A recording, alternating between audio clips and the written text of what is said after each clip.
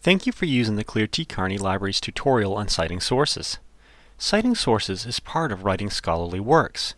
You cite articles for your college papers, professors cite sources when writing journal articles or books, lawyers cite sources when writing legal opinions, doctors cite sources when writing for medical journals. Citing sources is part of writing. You will cite sources as a student, and it is very likely that you will continue to cite sources after graduation. This tutorial will help you understand why and when you must cite sources. When you cite sources, you will use standard citation styles such as APA, Chicago, and MLA. These standard citation styles help others interpret what you've written. If you don't use a standard citation style, it might be difficult for others to differentiate between elements such as a journal and article title. The citation style that you use will vary depending on who you are writing for. As a university student, you use the style that your professor assigns. If you publish in an academic journal, you will use the citation style that the journal requires. If you end up working for a company, the company may even have its own citation style.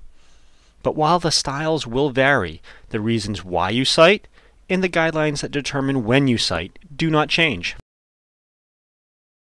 One of the primary reasons to cite sources is to be honest and to give others credit for their work.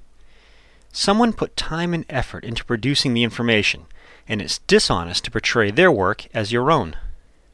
Citing sources also enables readers to find material you used when writing your paper. If someone is interested in reading your work, it is possible that they may be interested in reading the sources that you reference. In fact, it is common when doing scholarly research to refer to an author's citations to find additional material on a particular subject.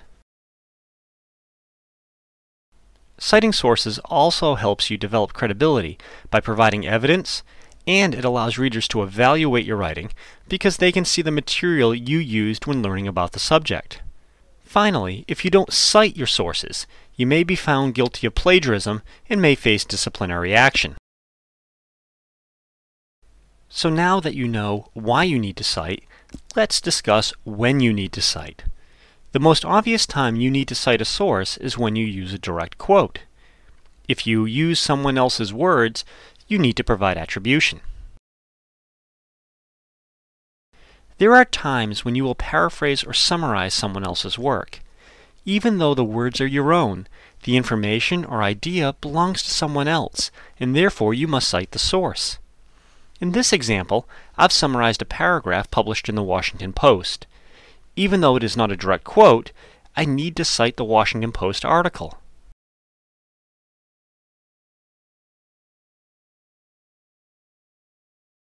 If you get information from a source, you need to cite it. In this example, the author cites his assertion that dogs in the underworld share a close association. The author of the article consulted the book by Miranda Green titled Animals in Celtic Life and Myth, where he read about the relationship between dogs and the underworld. When to cite information becomes trickier when you consider common knowledge. If something is commonly known, such as the fact that Bill Clinton was president during most of the 1990s, you don't need to cite it. But how do you know if something is common knowledge? First, ask yourself whether you needed to look up the information. If you did, consider citing the source. Second, consider what your audience is likely to know.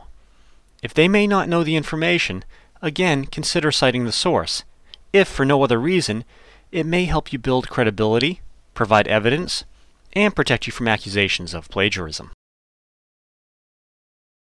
Please remember that you need to cite information without regard to format, so regardless of whether the information is in a book, a journal article, or even a YouTube video, you still need to cite it. You should also be aware that there is a difference between copyright and plagiarism. The copyright holder refers to the entity that has legal ownership of a work. Copyright law is not concerned with intellectual honesty. So what does this mean? It means that even if you have permission of the copyright owner to use a work, you still need to cite it. If you don't cite the material, you will be guilty of plagiarism. So if you use material from a source such as the Creative Commons, remember to cite it. This concludes the tutorial on citing sources. If you have questions about why and when to cite, please ask a reference librarian or consult your professor.